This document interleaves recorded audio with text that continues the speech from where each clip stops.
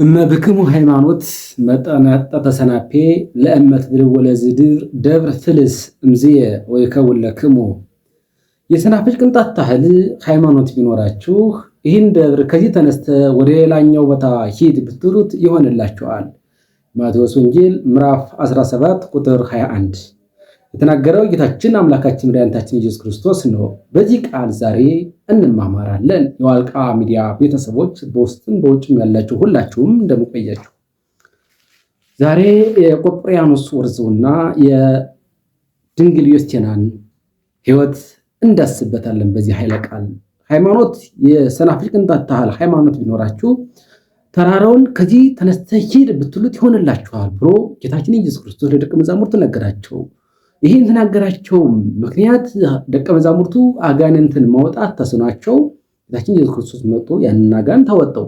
ደቀ መዛሙርቱን ተጠግተው ለምንድን ነው አጋንንትን ማውጣት የተሳነን አሉት። እሱም ሃይማኖት ይጎላችኋል፣ ሃይማኖት ቢኖራችሁማ እንኳንስ አጋንንትን ማውጣት ተራራውን መናድ ትችላላችሁ ብሎ ይህን ቃል ተናግሯቸዋል። ይህን በዚህ ኃይለ ቃል ዛሬ ይዤላችሁ የቀረው አንድ አስተማሪ ታሪክ አለ። በአንጾኪያ ከተማ ውስጥ የተሰራ አንድ ታላቅ አስተማሪ ታሪክ ነው። ቆጵርያኖስ ሲባል ዝነኛ፣ በዘመኑ በጣም ታላቅ የሚባል የሚፈራ ግርማ ሞገስ አለው ብለው የሚያምኑት ቆጵርያኖስ ሲባል አንድ ጠንቋይ ወይም ጥበበኛ ተብሎ በዘመኑ የሚታሰብ የሚታወቅ አንድ ሰው ነበር።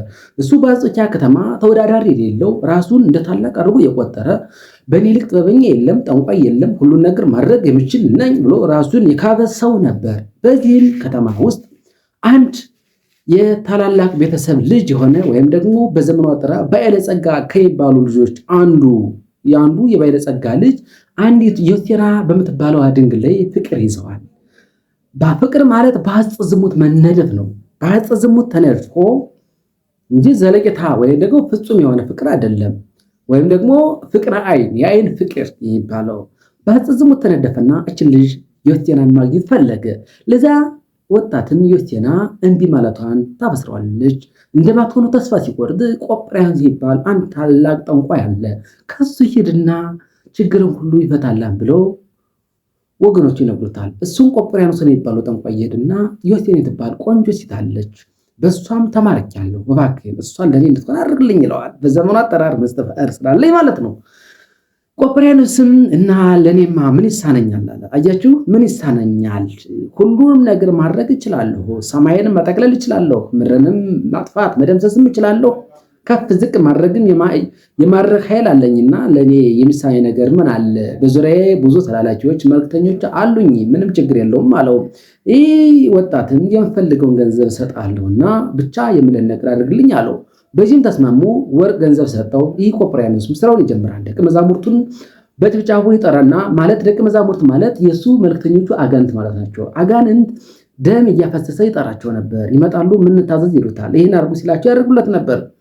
ዳሩ ግን ሃይማኖት ቢኖራችሁ ተራራን የማፍለስ ኃይል አላችሁ፣ እንኳንስ አጋንንት መውጣት ብሎ ጌታችን ኢየሱስ ክርስቶስ ተናገረውን ቃል ጠብቃ የምትኖር ያቺ ድንግል ዮስቴና ግን በፍጹም አልተቻለችም። የፈለገውን አጋንንት ቢሰበስብ አጋንንት ማምጣት ይሄዳሉ፣ ሊያመጧት ይሄዳሉ። ከርቀት 40 ክንድ ያህል ግን መቅረብ ያአታቸዋል። በዚህም ምክንያት ቆጵርያኖስ ይናደዳል። እንዴት እችን ብላቴና እችን ቆንጆ ሴት እንዴት ማምጣት አቃታችሁ? ስንት ነገር ታደርጋላችሁ እያልኩ እንዴት አምጡልኝ እንጂ ብሎ መዘብዝ ጀመረ። አጋንንትም ተንኮለኛ ናቸው። አቃተን ማለት ስለማይወዱ ሽንፈትን ስለማይወዱ ምን ማድረግ ጀመሩ? ምትሃት እንስራ ብለው አሰቡ። ዮስቴናን የሚመስል አንድ ከነሱ መካከል አንዱን ጋኔን አነሱና አንተ ዮስቴናን መሰል፣ እኛ ደግሞ ተሸክመን ዮስቴናን ዘናት መጣ ብለን በዚህ እናታለው አሉ። ይህንም እንዳሰቡ አልቀሩም። ግማሾቹ ተሸካሚ፣ አንዱ አጋኔን ደግሞ ዮስቴናን መሰልና ቆንጆ ሴት መስሎ ራሱን አሳምሮ በመትካት ወደ ቆጵርያኖስ ይዘዋት ይሄዳሉ። ቆጵርያኖስም ገና ከርቀት ሲያያት በመልኳ ተማረከ ይላል። አያችሁ፣ መምሰልና መሆን በጣም ልዩነት አለ። ዛሬ ስንቶቻችን በብልጭታ በተለያየ ኮስሞቲክ ፊታቸውን የሱቃሱቅ ማለት የብረታ ብረት ሱቅ አስመስለው የሚወጡና ኮስሞቲክ ሱቅ አስመስለው የሚወጡ ፊታቸውን በዛ የሚማረኩ ብዙ ልጆች አሉ። ይህም መማሪያ የሆነ ብዬ ይዤ መጥቻለሁ። ቆጵርያኖስ ተማረከ ይላል። ዳሩ ግን ምትሃት ነው። የዘመኑ ኮስሞቲክ እና ያን የተሰሩ ምትሃት አንድ ነው። በእኔ እይታ። ምክንያቱም ያኔ የነበረው ምትሃት በስመ አብ ሲባልበት ውልቅ ይላል። የዛሬ ኮስሞቲክ ደግሞ ውሃ ሲቀርበው ውልቅ ይላል፣ ፌድ ይሆናል። ወደ መጀመሪያው ሄደ። በዚህ ሰዓት ዮስቴና ከርቀት በምትሃት መስላ መጣችለት፣ አመጡለት። አንቺ ቆንጆ ዮስቴና ነሽን አላት። ቆጵርያኖስ ሲባሉ ጠንቋይ። በዚህን ጊዜ በጣም በሚገርም ሁኔታ ያ ምትሃት ዮስቴና የመስለው ጋኔን ብን ብሎ ጠፋ። እሱም ጠፋ፣ ተሸካሚዎቹ ማሩ ጠፉ።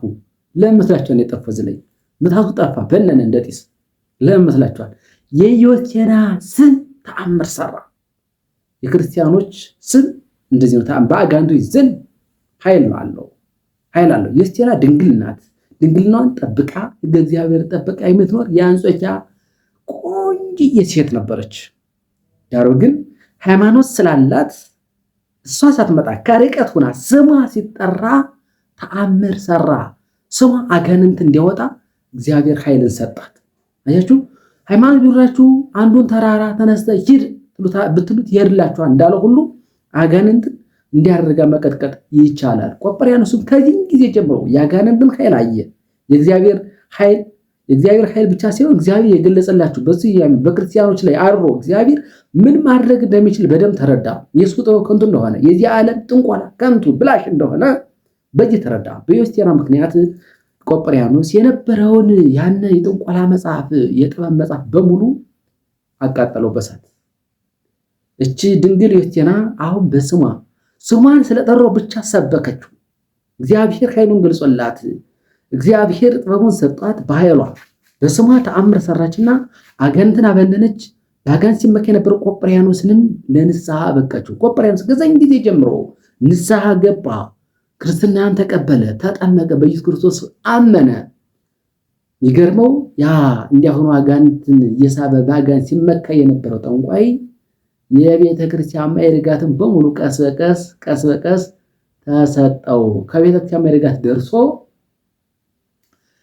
ድንግል ዮስቴና ያቺ ቆንጆ ዮስቴናም ደግሞ ድንግል ሆና መንኩሳ ያን ታላቅ ገዳም እመምኔት ሆና መጨረሻ ላይ ዳኪዎስ ይባል አላዊ ንጉስ ተነስቶ በኢየሱስ ክርስቶስ የምታምኑትን አቁሙ፣ ለጣዖት ስገዱ፣ ያለዛ አገንታችሁ በሰይፍ ይቀላል ሲላቸው እኛ ያንተን ደስታ አንፈልግም ሰማያዊ ደስታ እንጂ፣ ያንተን ጣዖትም አንፈልግም ሰማያዊ አባታችን ኢየሱስ ክርስቶስ እንጂ፣ ስለዚህ የፈለገውን ነገር ማድረግ ትችላለህ አሉት። በዚህ ምክንያት አንገታቸውን ንጉሥ ዳኪዎስ ሁለቶችንም ቆጵርያኖስንም ዮስቴናንም አንገታቸውን በሰይፍ ቀልቶ የሰማዕትነትን አክሊል የተቀበሉበት ሳምንት መቼ ነው ካላችሁኝ፣ ነገ በ21 ማለትም መስከረም 21 ቀን ይህ ይታሰባል። ሁላችንም ከዚች ከቅድስት ድንግል ዮስቴና ሕይወት እንድንማር እግዚአብሔር አምላክ ይርዳል። በጥንቆላ የምናምኖች ደግሞ ከቆጵርያኖስ እንማር። አጋንንት ኃይላቸው እስከምን እንደሆነ፣ የእግዚአብሔር ኃይል ደግሞ እስከምን እንደሆነ፣ በእግዚአብሔር የሚያምኑ ክርስቲያኖች ስማቸው እንኳን ምን ያህል ታምር እንደሚሰራ ሁላችንም ልንገነዘበው ይገባል። ሌላ አማኝ ተከታዮች ደግሞ ይህን አምናችሁ ወደ ክርስትና እንድትመጡ በእግዚአብሔር ስም ጠይቃችኋለሁ። ዋልቃ ሚዲያን ሳብስክራይብ፣ ላይክ፣ ሼር አድርጎ ቸር ቆዩ።